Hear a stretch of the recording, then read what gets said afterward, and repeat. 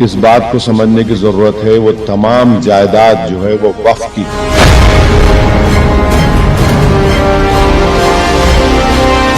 پوری طریقے سے دلی وقف بورڈ اس میں ملوث ہے، کمپلیسٹ ہے، اور ان کی یہ نادانی ناہلی نہیں ہے بلکہ ڈیلیبریٹ یہ لوگ آنکھ بند کر لیے۔ یہ جو ایم سی ڈی ہے ان کو معلوم گزٹ ہے، گورنمنٹ کو تو گورنمنٹ کا حصہ ہے نا، ایل ڈی او والے بھی تو گورنمنٹ کا حصہ ہے، گزٹ کا حصہ انکار کرتے ہو لوگ۔ تو یہ نقصان وقف کی جائیداد پر ہوا، وہاں مسجد کو بھی مانا گیا کہ تھوڑا بہت نقصان ہوا نہیں معلوم، لوگ بول رہے ہیں، مگر یہ سراسر غلط ہوا ہے۔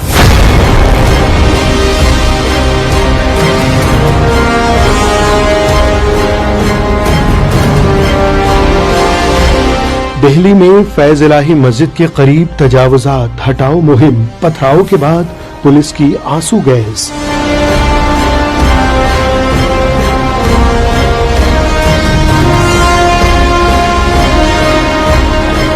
دہلی کے ترکمان گیٹ علاقے میں فیض الہی مسجد کے قریب بیتی رات ایم سی ڈی نے دہلی ہائی کورٹ کے احکامات پر تجاوزات ہٹاؤ کارروائی کی۔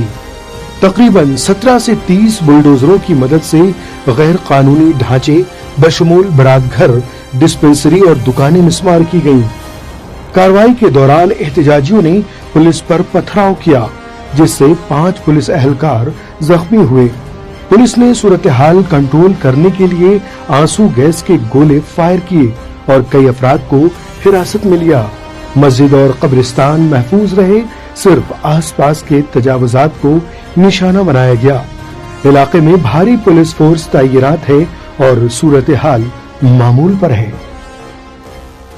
اس بات کو سمجھنے کی ضرورت ہے وہ تمام جائیداد جو ہے وہ وقف کی ہے، اور 1970 کا وقف کا گزٹ ہے، میں آپ کے سامنے پڑھ کے سنا رہا ہوں۔ انٹری نمبر 40 1970 کی وقف کی گزٹ، خواجہ فیض الہی mask alias Masjid گوسیان and گریو yard, over 100 years 1970 میں گزٹ گورنمنٹ ایشو کرتی ہے سرکار، اس میں اس کا ذکر ہے۔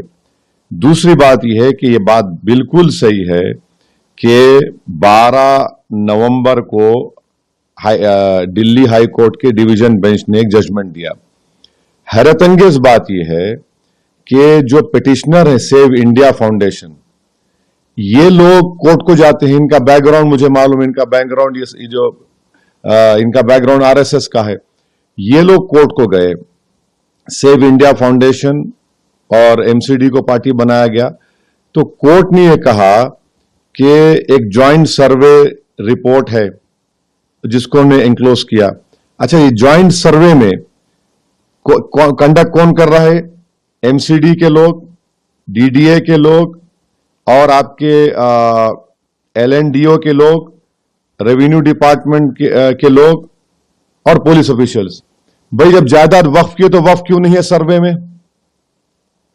1970 کا وقف کا گزٹ انٹری نمبر 40 وہ لکھ رہا ہے کہ 100 سال پرانی وقف ہے، یہ سروے میں یہ لوگ نہیں ہیں۔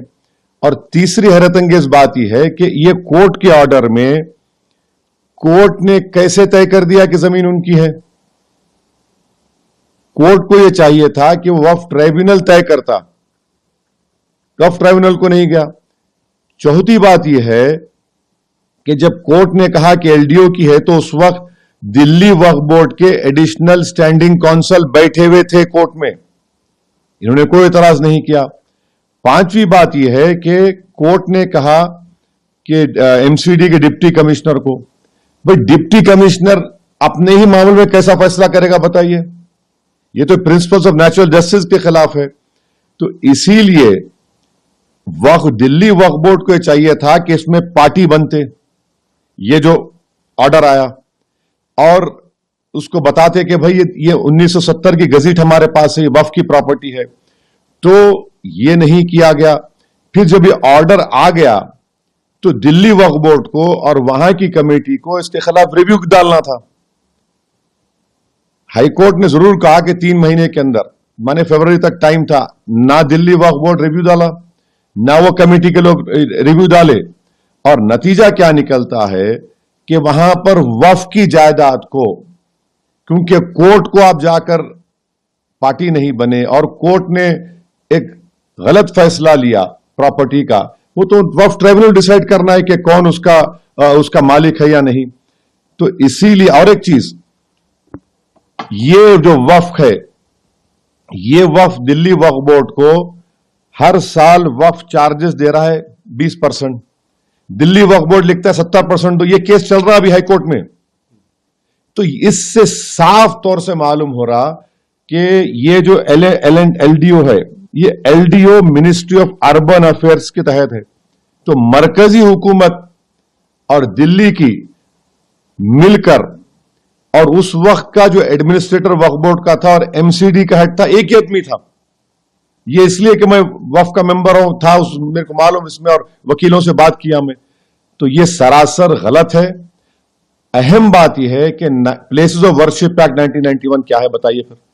1947 15 अगस्त में जगह मस्जिद थी और ये सब मस्जिद की हिसार में था। कैसा आप लोग करिए, पार्लियामेंट का कानून है, उसको भी बाला तायक रख दिए, तो उसको भी धज्जियां उड़ा दिए। तो इसीलिए हम कह रहे हैं कि ये एक बड़े मंसूबाबंद तरीके से कोर्ट के सामने जाकर ना दिल्ली वक्फ बोर्ड गया, ना ये कमेटी वालों का काम था कि जाकर कोर्ट को बताते। और ये जो एमसीडी है उनको मालूम गजट है, गवर्नमेंट को, तो गवर्नमेंट का हिस्सा है ना। एलडीओ वाले भी तो गवर्नमेंट का हिस्सा है, गजट कैसा इनकार करते हो लोग। तो ये नुकसान वक्फ की जायदाद पर हुआ, वहां मस्जिद को भी माना गया कि थोड़ा बहुत नुकसान हुआ, नहीं मालूम, लोग बोल रहे हैं, मगर ये सरासर गलत हुआ है। इसीलिए उम्मीद करते हैं कि दिल्ली वक्फ बोर्ड और वहां की मैनेजमेंट कमेटी फौरन सुप्रीम कोर्ट को जाए और जाकर ये तमाम हकीकत सुप्रीम कोर्ट को बताए और स्टेटस को ले वहां पर। ये तो गलत है बिल्कुल। अरे पूरा लिखा हुआ है इसमें, इसका रिकॉर्ड है, वक्फ फंड दिया जा रहा है, और आप इस तरह का तो पूरी तरीके से दिल्ली वक्फ बोर्ड इसमें मुलविस है, कॉम्प्लिसिट है, और उनकी ये नादानी नाहली नहीं है, बल्कि डेलिबरेट ये लोग आंख बंद कर लिए।